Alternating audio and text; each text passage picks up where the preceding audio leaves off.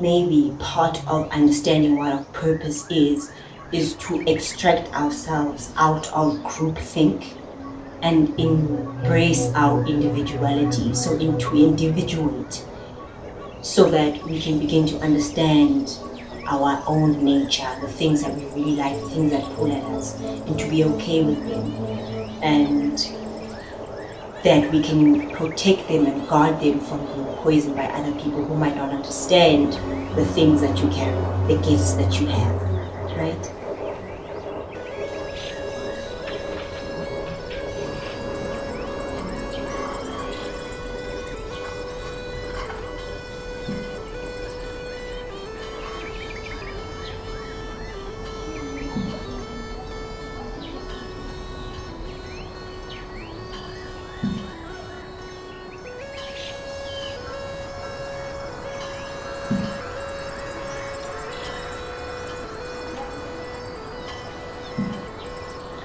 Hello, and welcome to my secret garden. I am happy that you came. As I'm recording this today, it's the 11:22 portal. Love. So I just wanted to come in here with something to ground us into today's conversation, which I've been thinking about for a few days, maybe a few weeks as well.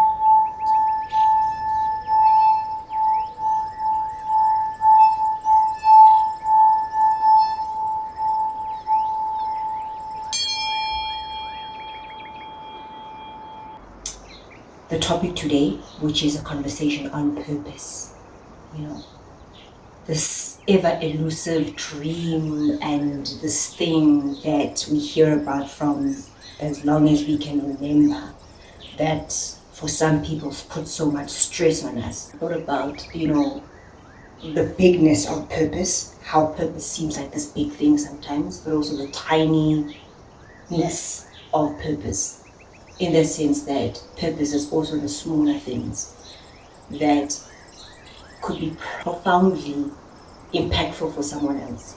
Like it could shift someone else's understanding of their own life. It could shift their life. It could shift something core within them, right? But for you, it's just so simple. It's something that is who you are.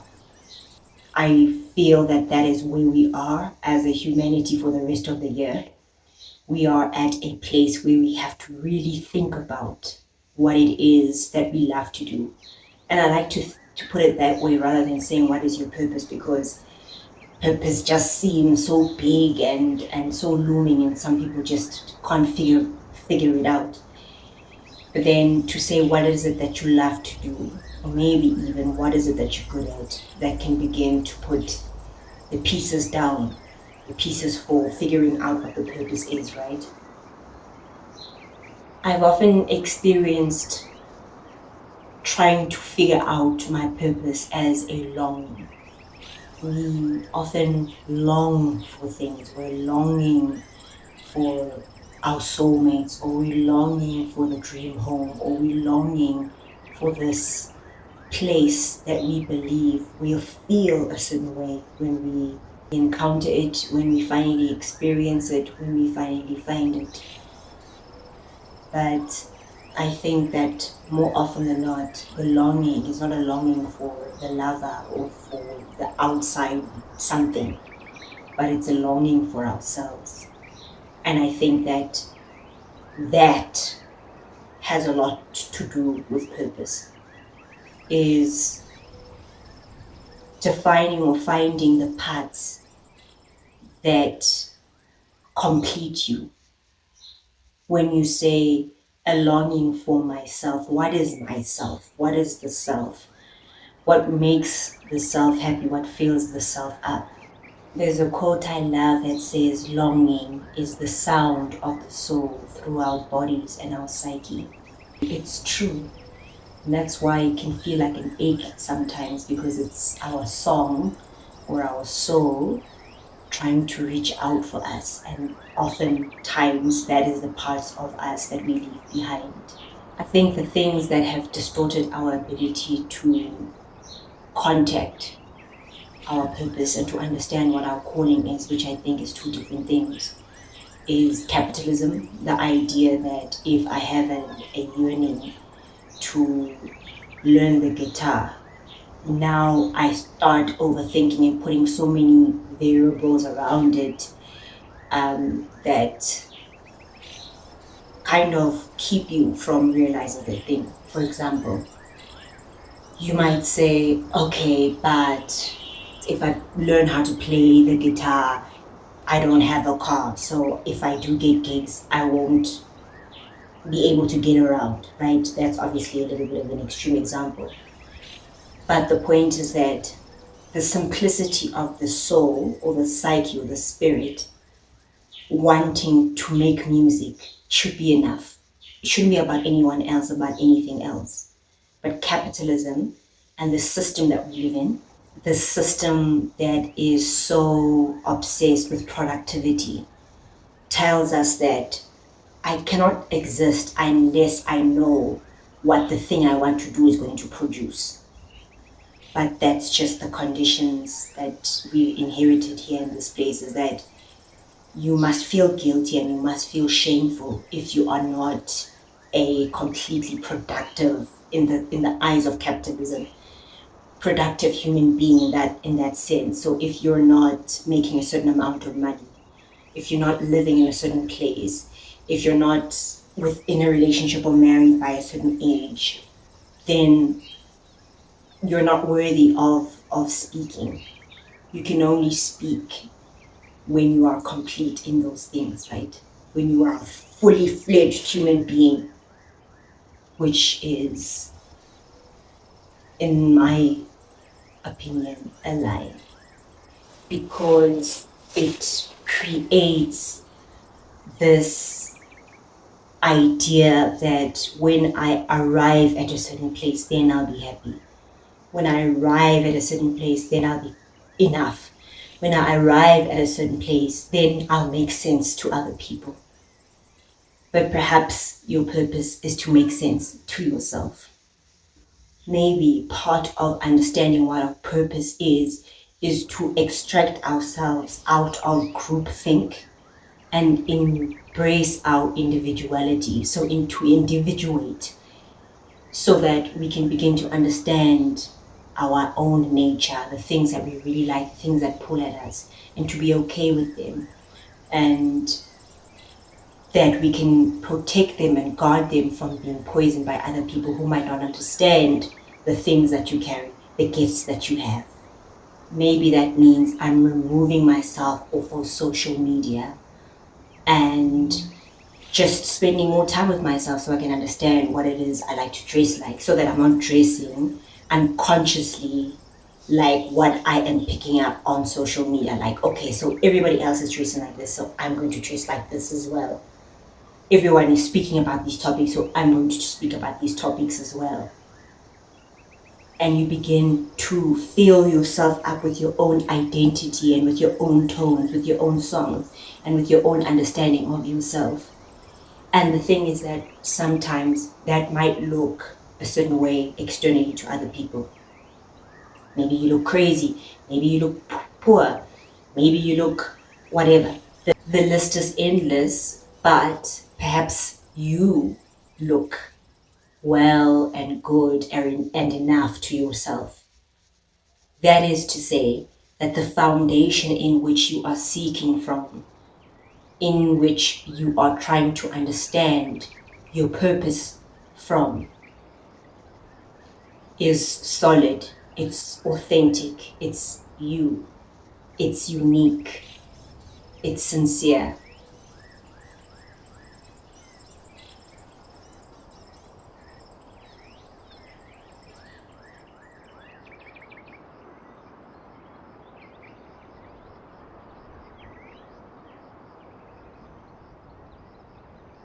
By accepting our gifts and accepting who we are, I believe that we can begin to see the clues that point us in the direction of our purpose, which is always with us, and then give us the understanding of how we might be able to realize our calling.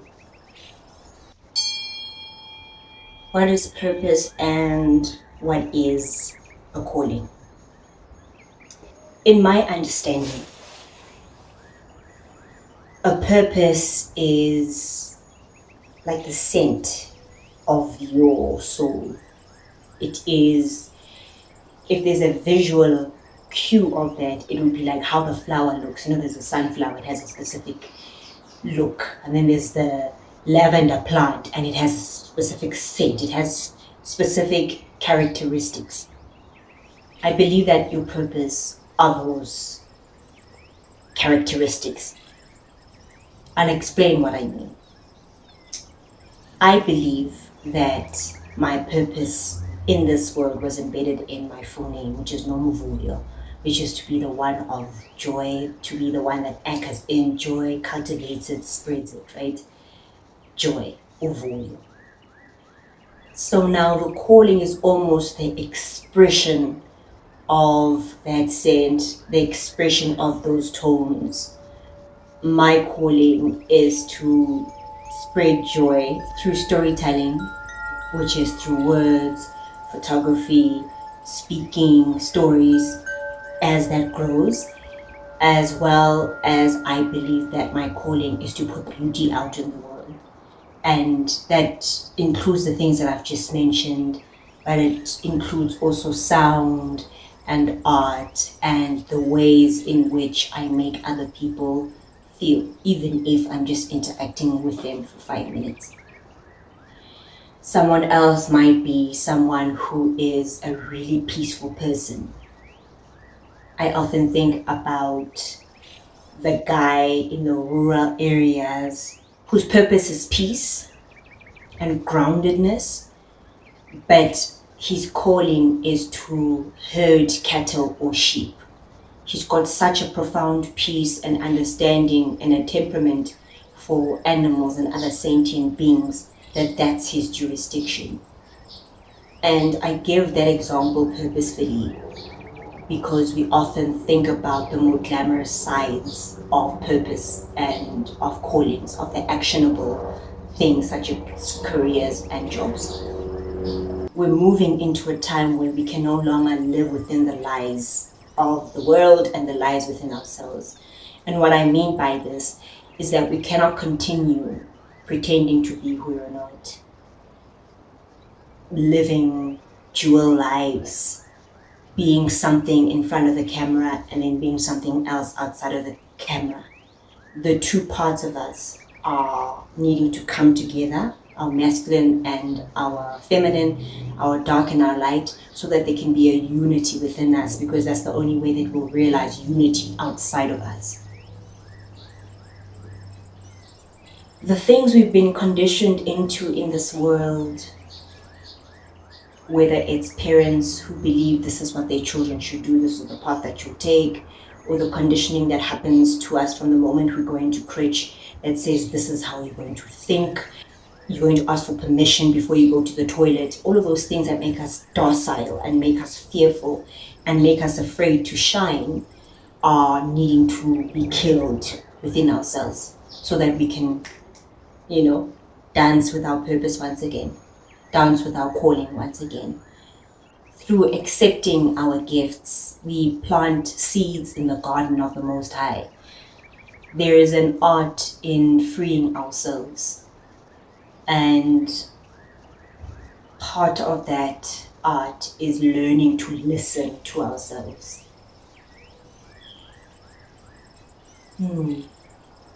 I'm invited to a party. Do I want to grow?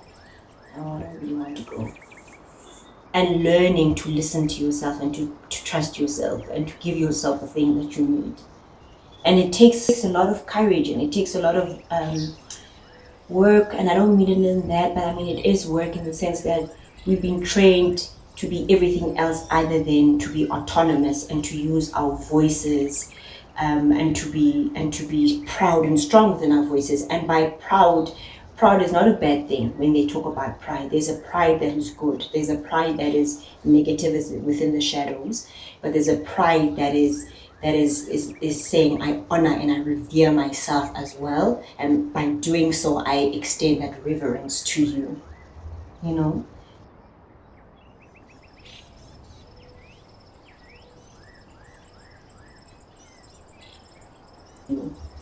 You know, and we're treating each other the way that we are, you know.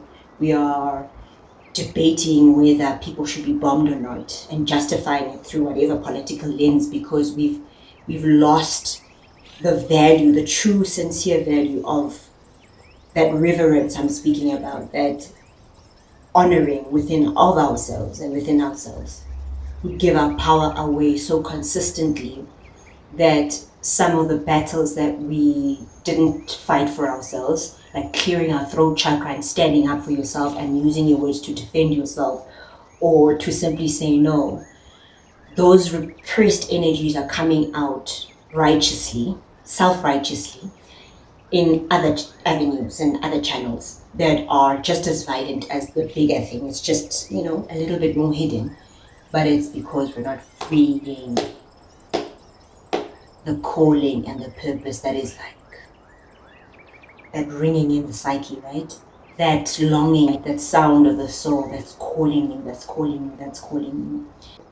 Yeah, I think that purpose is allowing yourself to believe and know that you're enough.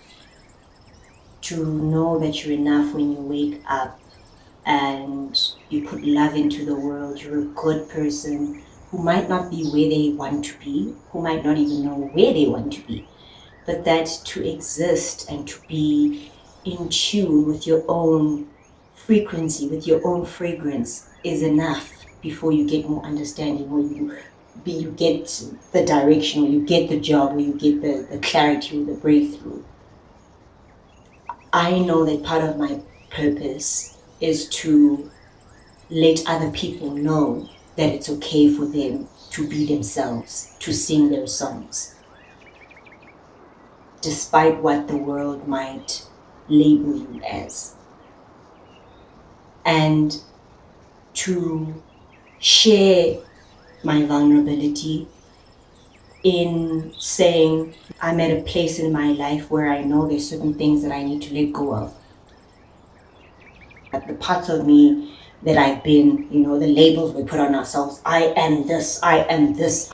And then as soon as we start to feel that maybe I'm not that thing, we are fearful, because it's like, oh my gosh, I've told the world that I'm this thing. How can I possibly change my mind or change my title? We're purifying ourselves down, down, down, down, down, down. And it's okay for us not to know who the hell we are sometimes when we wake up.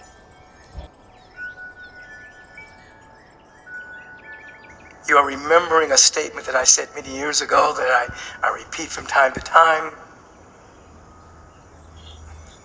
That is, if you keep your appointment with the divine, you won't be disappointed. If you keep your appointment, you won't be disappointed.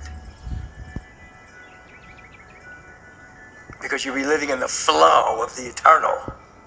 All things working together for your good, for those who love God and live according to their divine purpose. And you see, even in the so-called hindrances, seeming denials and delays, there's an underlying blessing and lesson that is trying to emerge through you, of which the objective conscious mind may think is a hindrance. But the soul knows that you are getting what you need. Activation of potential, expanding your capacity to hold more energy, that you can birth the demonstration and the objective manifestation of the good that your soul is seeking to express. Welcome to being a real metaphysician, a real mental scientist, a real spiritual scientist.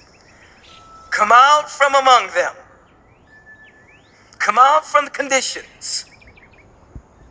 things down, to put them down. The lies, the things that we don't even believe, the things that are so hard for us to fit into, but we force ourselves into because of perceptions of society. We have to move into a world. This is why we are in such disarray, because we are demolishing the old, the untrue, so we can move into a place that is more sincere and more authentic and more harmonic, because it is when we are all expressing the truth of who we are, our expressions, the things we like, that we can sing a new song and harmonize in a different way. And I'm not saying this from a naive place. I know that there's poverty. I know that there's drug addiction. I know that there's so many of these things. But if the people who have the privilege to have certain realizations, like I know I am, if I'm able to be more authentic, then I know that the people that I work with, the clients that come to me, or even the people, strangers that I interact with, if I stand strong in my purpose of spreading joy, if teaching, of liberating people into their own freedoms, if I do that because I've worked on myself and I'm not pointing at everything else out there, then I can be more supportive in allowing and assisting someone else in figuring out what it is that they're needing, what it is that their soul is calling for. That is what community is. It's an individuation within community, an understanding of yourself so that you can be of service to the greater collective. Right now we have broken people trying to govern us. We have broken people trying to heal us. We have dishonest people who are one way here and another way here. A lot of us don't have it figured out, and that's okay. That's okay, because this whole thing that we call life, this whole thing that's called the system, the matrix, the world, has been built on cognizant dissonance. And so a lot of us are glitching now because it's time to purify and go back to our organic selves. Yeah. Purpose. Maybe your purpose is to be a person who stands on truth. There is this quote by Angie Kroch, who is a South African writer. Truth does not bring back the dead, but it releases them from silence. When we can begin to be truthful with our own selves and see the truth of who you are, despite what your upbringing might have been like, despite whether you have friends or not, despite whether you have ever felt seen or loved or valued, to know that there's value within yourself just by being uniquely you, and to figure that out. What is that? Some people are so great with animals, and those people are healing animals they've never even met before because of the frequency of their heart and their sincerity. Some people are really funny, and they're here to make us feel lighter. That's their medicine. Yeah. The only way that we can change the trajectory of the world is when we realign with our purpose, because people who are on purpose and in their calling are happier, they're more joyful. May you let go of the old you so you can embrace the new versions of you. And may you realize that your purpose is as simple as you being alive every day. How purposeful you can be at truly being conscious throughout your days, being awake when you eat your fruit, tasting it, not rushing through it or eating it while you're on your phone, but to actually be with yourself on purpose. Your purpose is who you are. That's as simple as it is. Your purpose is who you are. Yes, in your weirdness or your quirkiness or whatever it might be, in your pain, You struggle, we are all struggling, we all have questions. Sometimes it feels like the floor beneath us is crumbling apart. Don't be fooled by appearances. May you find the truth and may it break free the silence within you. And may the longing lead you to that sound that's reverberating from your soul. Thank you for being here, for your time. I love you, and I will see you next time in the Secret Garden. Don't forget to press a like if you found this video useful.